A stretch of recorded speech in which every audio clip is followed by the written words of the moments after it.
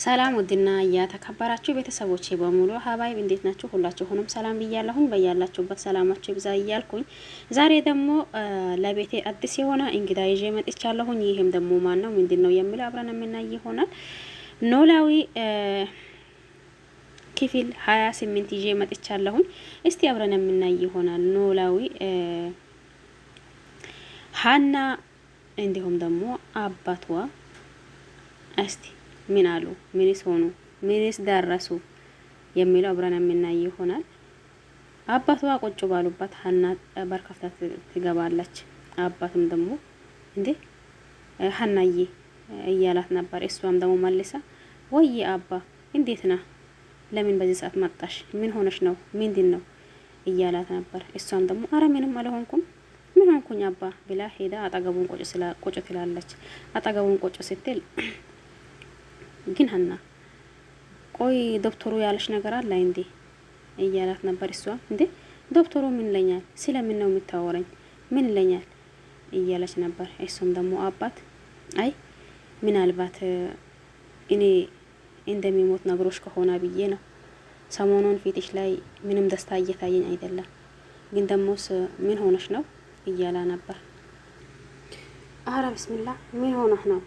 ምን እያልከ ነው ብላ ድንግጭ ብላለች። አይ በኔ ጉዳይ እየተጨነቅሽ እያለሽ ነው። አይ አይደለም አባ፣ እኔ ባንታ ጉዳይ ምንም እየተጨነቅኩኝ አይደለም። እኔ ተጨነቅኩኝ በሌላ ጉዳይ ነው። ምንድን ነው እያለት ነበር። ግን ጠይብ አሁን ምግብ በልተሃል እንዴ እያለች ነበር። አዎ በልቼ ነበር። በቃ አንቺ እዚህ ቁጭ በይ፣ እኔ ደግሞ ቤተ ክርስቲያን ደርሼ ልምጣ እያላት ነበር። እሷም ደግሞ እንዴ ለምንድን ነው ግን አብረን ማንሄደው ነገር? አብረን እንሄድ። አይ በቃ እሱ ይሻላል፣ አንቺ መደበረሽ ነገር ትንሽ ቀለል ይልልሻል እያላት ነበር። እንደውም አብሮ ቤተ ክርስቲያን ባይተከታይ ልጄ ነይ እያላት አብሮ ቤተ ክርስቲያን ድረስ እየሄዱ ነበር። አሁንም እንደተለመደው ቁጭ ባሉበት እንዴት ልጇ ትመጣለች። ምን ሆነዋል አባ? ተክዘዋል እኮ እያለች ነበር። አረ ምንም አልሆንኩኝም፣ አልተከስኩኝም። ናይ ቁጭ በይ። ምግብ በልተሻል እንዴ? ምግብ አልበላሽ እንደሆነ እዚች ጋር በፌስታል ተቋጠረች ነገር አለች፣ ያኔን አምጭና ብይ። አረ በልቻለሁ፣ በቃ ትንሽ ከቆየን አብረን እንበላዋለን እያሉ ነበር።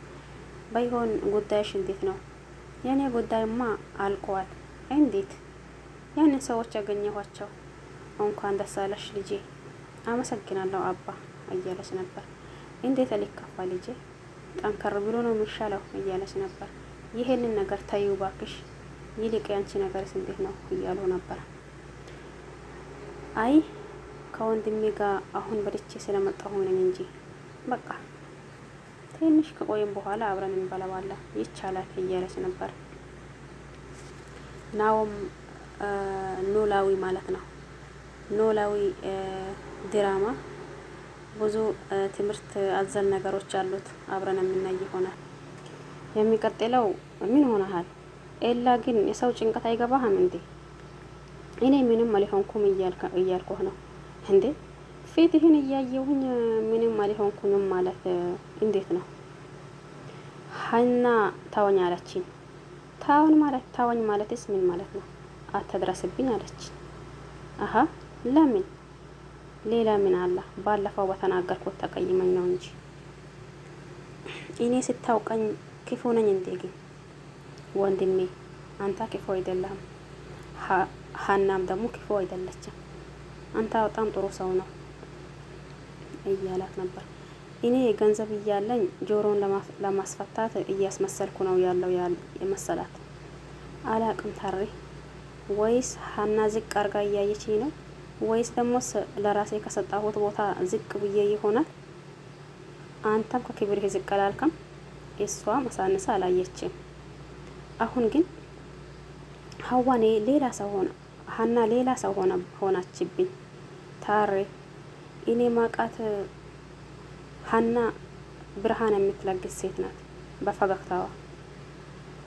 ሀናም ቢሆን ምንም አትለው እያለው ነበር። እሱም ደግሞ አንተ ታውቅ የለም ደካማና ተስፋ መልቆጥ ሰው ነበር እያለው ነበር።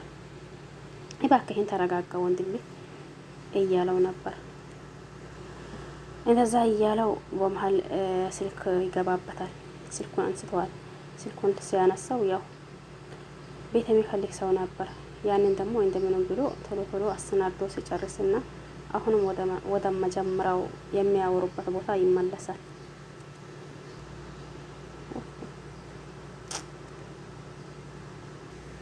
የሚቀጥለው በጠዋት መደወሌ ሳያንስ ሀና አቆየሁሽ አይደል እያላት ነበር።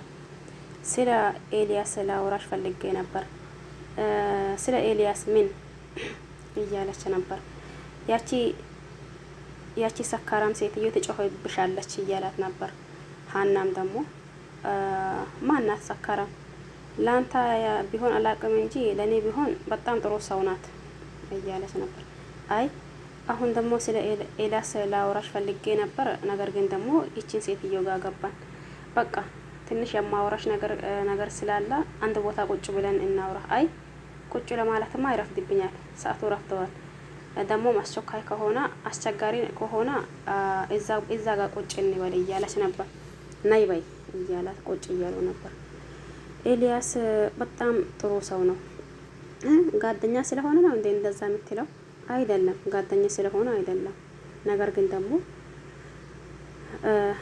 በጣም ጎበዝ እንዲሁም ደግሞ በጣም ጥሩ ልጅ ነው። ሀና ይሆን ነገር ብለኛለች። እኔና ኤልያስ የተገናኘ ነው ከረጅም አመታት በፊት ነው። ነገር ግን ደግሞ እስከዛሬ ሳየው ለሰው መልካም እንዲሁም ደግሞ ለራሱ አያውቅም እንጂ ለሌላ ሰው ነው የሚያውቀው፣ ለሌላ ሰው ነው የሚያስበው። ለራሱ ቢያስብ ኖሮ እስካሁን የት በደረሰ ነበር። ነገር ግን ደግሞ ለራሱ ያልተገኘበት ቦታ በዙሪያው ያሉት ብዙ ሰዎችን ያስለወጣ ሰው ነው።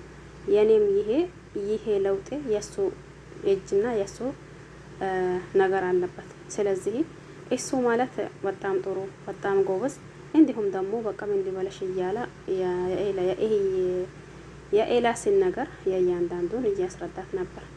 ነገር ግን ደግሞ በኋላ ሀዋም ትንሽ በኋላ ደግሞ ሀናም ያዳወይ የሆነችው ነገር እንዲሁም ደግሞ የሰጣችው መልስ እኔ በሳቶ እሱ ይናደድብኛል ወይም ደግሞ እሱን ስሜታዊ ያደርጋል ብዬ አልነበረም።